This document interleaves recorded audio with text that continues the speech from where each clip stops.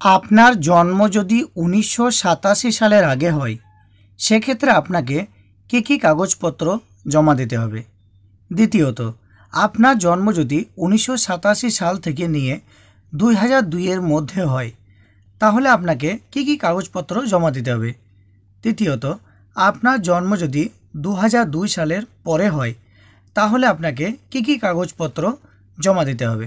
হ্যাঁ বন্ধুরা, আপনারা হয়তো ইতিমধ্যে জেনে নিয়েছেন যে চলতি মাসেই পশ্চিমবঙ্গে শুরু হচ্ছে SIR, আর ঠিক সেই সময় আপনাকে প্রমাণ করতে হবে যে আপনি ভারতের নাগরিক।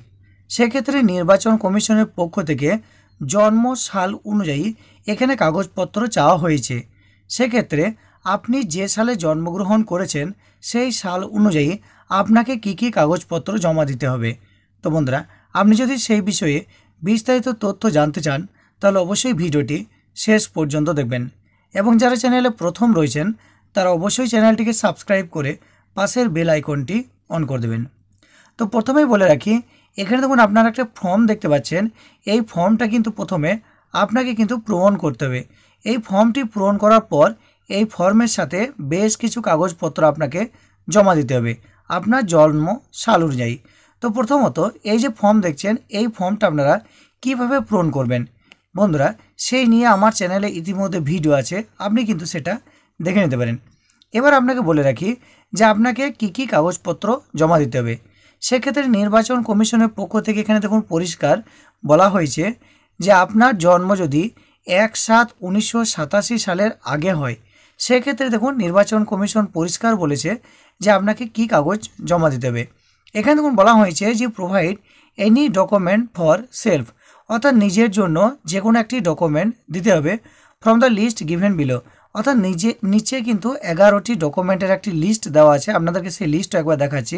এখানে দেখুন 11টি ডকুমেন্টের একটি লিস্ট রয়েছে। এই ডকুমেন্ট থেকে যে কোনো একটি ডকুমেন্ট নিজের জন্য দিতে হবে, এটাই কিন্তু এখানে বলা হয়েছে। তাহলে কিন্তু আপনার যে ভোটার ভেরিফিকেশন সেটা কিন্তু হয়ে যাবে যদি আপনার জন্ম ১/৭/১৯৮৭ সালের আগে হয়। তো বন্ধুরা, এখানে দেখুন বাংলাতেও একটি খবর প্রকাশ হয়েছে, সেক্ষেত্রেও আপনাকে দেখুন দেখিয়ে দিয়েছি। এখানে দেখুন বলা হয়েছে যে নির্বাচন কমিশনের পক্ষ থেকে জন্ম সাল অনুযায়ী 3 ভাগে ভাগ করা হয়েছে ডকুমেন্ট নির্ধারণের জন্য। প্রথমত, আপনার জন্ম যদি 1 জুলাই 1987 সালের আগে হয় তাহলে কেবল আপনাকে একটি নথি জমা দিলেই হবে, অর্থাৎ আপনাকে যে কোনো ওই যে 11টি ডকুমেন্টের লিস্ট দেখালাম সেই ডকুমেন্টের লিস্ট থেকে আপনাকে যে কোনো একটি ডকুমেন্ট দিলেই আপনার ভোটার ভেরিফিকেশন হয়ে যাবে যদি 1987 সালের আগে যদি আপনার জন্ম হয়। এবার দ্বিতীয়ত দেখুন নির্বাচন কমিশন এখানে বলছে যে আপনার জন্ম যদি 1987 সাল থেকে নিয়ে, অর্থাৎ 1/7/1987 থেকে নিয়ে এটা 2004 আছে, এটা পশ্চিমবঙ্গের ক্ষেত্রে 2002 হবে, অর্থাৎ 2002 এর মধ্যে যদি আপনার জন্ম হয় সেক্ষেত্রে দেখুন বলা হয়েছে provide any document for self, অর্থাৎ নিজের জন্য যে কোনো একটি ডকুমেন্ট দিতে হবে নিচে যে 11টি ডকুমেন্টের লিস্ট আছে সেই ডকুমেন্টের লিস্ট থেকে। এছাড়াও আপনাকে কিন্তু আপনার বাবার কিংবা মায়ের যে কোনো একজনের ডকুমেন্ট দিতে হবে সেই যে 11টি লিস্ট আছে ডকুমেন্টের সেই লিস্ট থেকে। অর্থাৎ সোজা কথা, আপনার জন্ম যদি 1 জুলাই 1987 থেকে 2002 এর মধ্যে হয় তাহলে নিজের জন্য আপনি একটা ডকুমেন্ট দেবেন এবং আপনার বাবার কিংবা মায়ের একটা ডকুমেন্ট আপনাকে দিতে হবে, তবেই কিন্তু আপনার ভোটার ভেরিফিকেশন হবে। এখানে দেখুন বাংলাদেশে একই কথাই বলা হয়েছে যে দ্বিতীয়ত যদি আপনার জন্ম 1 জুলাই 1987 থেকে নিয়ে 1 জানুয়ারি 2002 এর মধ্যে হয় তাহলে আপনাকে নিজের জন্য একটি নথি দিতে হবে এবং আপনার বাবা কিংবা মায়ের জন্য আরও একটি নথি জমা দিতে হবে, অর্থাৎ দুটো কাগজ লাগবে, নিজের জন্য একটা দেবেন এবং বাবা মায়ের জন্য একটা দেবেন, অর্থাৎ দুটো কাগজ কিন্তু আপনার জন্য লাগছে, তাহলে আপনার ভোটার ভেরিফিকেশন কিন্তু হয়ে যাবে। এবার তৃতীয়ত বলি, আপনার জন্ম যদি 2002 সালের পরে হয়, অর্থাৎ এখানে দেখুন পরিষ্কার বলা হয়েছে এটা 2004 আছে, এটা পশ্চিমবঙ্গের ক্ষেত্রে 2002 হবে, কারণ শেষ যে আমাদের ভোটার সংশোধন সেটা 2002 সালে হয়েছে। অর্থাৎ 2002 সালের পরে যদি আপনার জন্ম হয় সেক্ষেত্রে আপনার জন্য যে কোনো একটি ডকুমেন্ট দিতে হবে নিচে যে 11টি ডকুমেন্টের লিস্ট আছে সেই লিস্ট থেকে। এছাড়াও বলা হয়েছে provide any document for father, অর্থাৎ আপনার বাবার জন্যও একটা ডকুমেন্ট দিতে হবে, বাবার একটা ডকুমেন্ট, এবং provide any document for mother, অর্থাৎ আপনার মায়েরও কিন্তু একটা ডকুমেন্ট দিতে হবে।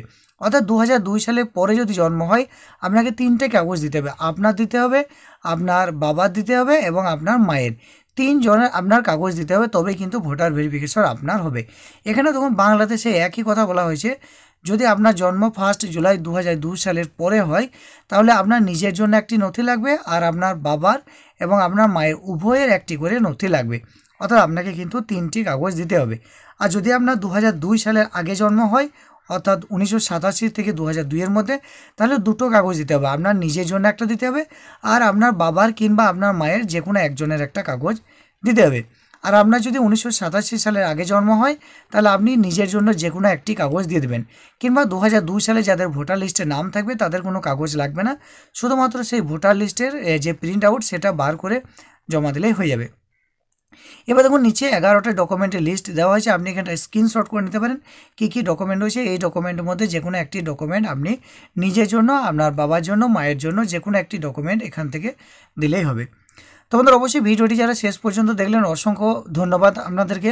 শেষে আপনারা কমেন্ট করবেন যে এই মুহূর্তে আপনার জন্ম সাল কত, 1987 আগে কিংবা 1987 থেকে 2002 এর মধ্যে, কিংবা 2002 সালের পরে অবশ্যই আপনার ডেট অফ বার্থ কত রয়েছে, সালটা অবশ্যই নিচের কমেন্টে জানিয়ে দেবেন। তাহলে আপনাকে আমরা কমেন্টে জানিয়ে দেবো যে আপনার ক্ষেত্রে কী কী ডকুমেন্ট লাগবে।